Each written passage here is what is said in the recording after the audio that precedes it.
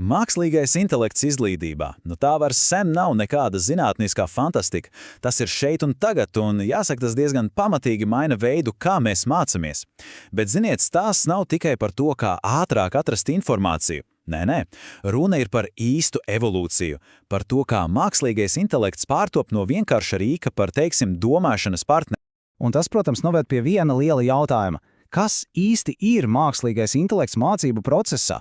Kas tas tāds ir? Vai tas ir, teiksim, vienkārši rīks, kas palīdz ātrāk izdarīt mājas darbus, vai varbūt tas ir drīzāk kā spogulis, kas parāda mūsu darba stiprās un, arī vājās puses, vai tas varētu kļūt par kaut ko daudz vairāk, par īstu partneri?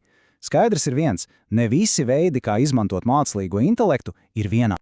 Labi, lai to visu sakārtotu, varam mēģināt iedomāties mākslīgā intelekta izmantošanu kā tāds kāpnes. Jā, kāpnes ar 3 dažādiem pakāpieniem. Katrs nākamais ir sarežģītāks. Un šīs kāpnes ved uz arvien dziļāku sadarbību. Ne tikai ar pašu tehnoloģiju, bet, kas ir vēl svarīgāk, ar sevi pašu. Tātad, pirmais solis – pats pamats. Te mākslīgais intelekts ir vienkārši instruments, tīri efektivitātei, lai ātrāk dabūtu gatavu rezultātu. Tad otrais pakāpiens. Te tas jau ir kā spogulis. To izmanto, lai saņemtu atsauksmes, lai labāk saprastu savu veikumu. Bet trešais, pats augstākais līmenis, tas jau ir pavisam kas cits – metakognitīvs partneris. To izmanto, lai saprastu pašu savu domāšanas procesu. Tas, lūk, ir tas lielais ceļojums – no vienkāršas atbildes saņemšanas līdz patiesai sevis izzināšanai. Un, tieši šis trešais līmenis, tā ir tā īstā revolūcija. Te notiek fundamentāla fokusa maiņa, mēs pārējām no domas, kā pabeigt šo uzdevumu uz domu, kā es mācos. Mērķis pēkšņi vairs nav tikai pareiza atbilde. Nē, mērķis ir saprast, kā līdz šai atbildē vispār var nonākt. Labi, bet kas tad īsti ir šis vārds metakognicija? Izklausās sarežģīti, bet patiesībā doma ir diezgan vienkārša. Tā ir domāšana par domāšanu. Tieši tā ir spēja apstāties un padomāt, kā es to daru, kādas stratēģijas es izmantoju, kur es parasti kļūdos, kā es varētu mācīties labāk. Būtībā tā ir atslēga uz spēju mācīties patstāvīgi visa mūža garumā. Un lūk, te arī ir tā galvenā atšķirība – melns uz balta. Jautājums mākslīgajam intelektam vairs nav, hei, palīdzi man atrisināt šo problēmu. Nē, tā vietā tas kļūst par palīdzi man uzlabot to, kā es risinu problēmas. Sajautat atšķirību, tā ir milzīga. Fokus pārslēdzas no vienreizēja rezultāta uz ilgtermiņa prasmju veidošanu. Labi. Teorija ir viena lieta, bet kā tas izskatās praksē? Lai to padarītu pavisam uzskatāmu, paņemsim vienu konkrētu uzdevumu. Teiksim, uzrakstīt eseju par fotosintēzi un iziesim tam cauri visos 3 līmeņos. Būs uzreiz skaidrs, kā mainās gan pats jautājums, gan, protams, arī gala rezultāti. Tātad, pirmais līmenis – instruments. Te viss ir vienkārši. Skolēns saka, uzraksti man eseju par fotosintēzi. Un mākslīgais intelekts to arī izdara. Kas ir rezultāts? Gatavs teksts. Viss. Protams, laiks ir ietaupīts, bet domāšanas piepūle, reālā mācīšanās – praktiski nulle. Tas ir mākslīgais intelekts savā visvienkāršākajā instrumentālajā formā.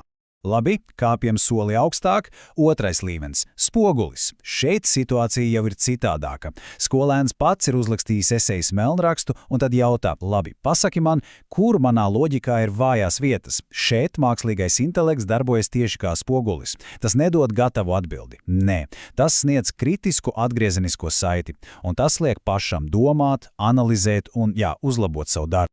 Un tagad trešais līmenis. Šeit notiek tā īstā maģija, tā transformācija. Paklausieties, kāds ir jautājums. Tas ir pilnīgi citāds. Tas vairs nav par fotosintēzi. Tas ir par sevi pašu. Skolēns ir pamanījis kādu atkārtojošos problēmu savos darbos un lūdz mākslīgajam intelektam palīdzēt atklāt domāšanas modeli, kas pie šīs kļūdas noved. Un atbilde ir vienkārši neticami spēcīga. Tā nav par faktiem, tā ir dziļš metakognitīvs ieskats. Tavs modelis ir apkopot, nevis izsecināt. Iedomājieties, šis viens teikums palīdz saprast nevis to, ko skolēns nezina par fotosintēzi, bet gan to, kā viņš domā un kāpēc pieļauj kļūdas. Un lūk, tas jau ir ceļš uz īstu paliekošu izaugsmi. Protams, šāda partnerība izklausās neticami spēcīgi, un tā arī ir, bet tā ir arī savas ēnas puses. Būtu diezgan naivi domāt, ka tik jaudīgs rīks nāk bez jebkādiem riskiem. Tāpēc tagad aplūkosim šo lietu līdzsvaroti, gan to milzīgo potenciālu, gan arī tos diezgan nopietnos izaicinājumus. Sāksim ar pašregulāciju.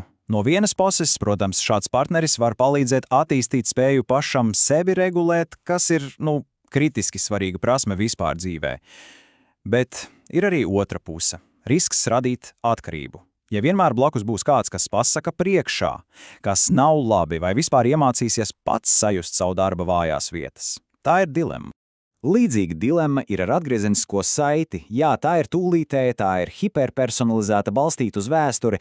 Izklausās fantastiski, vai ne? Bet padomāsim soli tālāk. Vai tas mūs visus nevirzīs uz vienu algoritma definētu pareizo domāšanas veidu? Kur paliek vieta oriģinalitātei, radošumam, varbūt pat ģeniālai kļūdai? Tas ir nopietns jautājums. Un tad, protams, dati. Mākslīgais intelekts spēj analizēt izaugsmi ilgtermiņā, kas ir daudz vērtīgāks nekā viena atzīme kontroldarbā. Super. Tomēr tas vienlaikus atver arī tādu kā Pandoras lādi. Uzreiz rodas ļoti nopietni jautājumi par skolēnu profilēšanu, par datu drošību, par privātumu, kam šie dati piederēs un pats galvenais, kā tos izmantos. Visi šie riski patiesībā norāda uz vienu ļoti svarīgu lietu. Runājot par tehnoloģijām, mēs nedrīkstam aizmirst pašu galveno – cilvēku, skolotāju. Kas notiek ar skolotāju lomu šajā jaunajā pasaulē? Tā nepazūd. Patiesībā tā kļūst vēl svarīgāka, tikai pilnīgi citādāk. Skolotājs no faktu pārstāstītāja kļūst par domāšanās arhitektu. Iedomājieties, tā kā mākslīgais intelekts var pārņemt to rutīnas darbu, labošanu, tūlītējas atsauksmes, skolotājam beidzot atbrīvojas laiks tam, kas ir patiesi svarīgs – iedvesmot, motivēt un, pats galvenais, mācīt, kā uzdot labus jautājumus. Ne tikai par mācību vielu, bet arī par sevi pašu. Jo galu galā mērķis ir viens – pārveidot mākslīgo intelektu no tāda kā kruča, kas vienkārši aizstāja prasmes, par treneri, kas palīdz tās stiprināt. Lūk, tā ir tā liela atšķirība starp atkarību un patiesu patstāvību. Tātad, pie kā mēs esam nonākuši? Galvenais secinājums ir šāds. Lielākais izaicinājums nav uzlabot tehnoloģiju. Nē.